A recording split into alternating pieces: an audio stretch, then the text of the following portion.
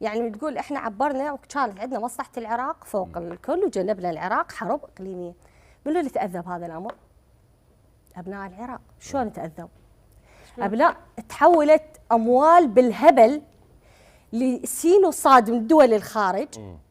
زين، وتوقفت موازنات اذت ابو الرعايه الاجتماعيه اللي صار له 3 سنوات ينتظر عندك دولي ببلاش اموال تحولت واموال تحولت. شوي جديد هذا لا عزيزي، تحولت اموال ومن تحولت وكل شيء. هسه حضرتك اعطيتي معلومه انطيها صريحه واضحه.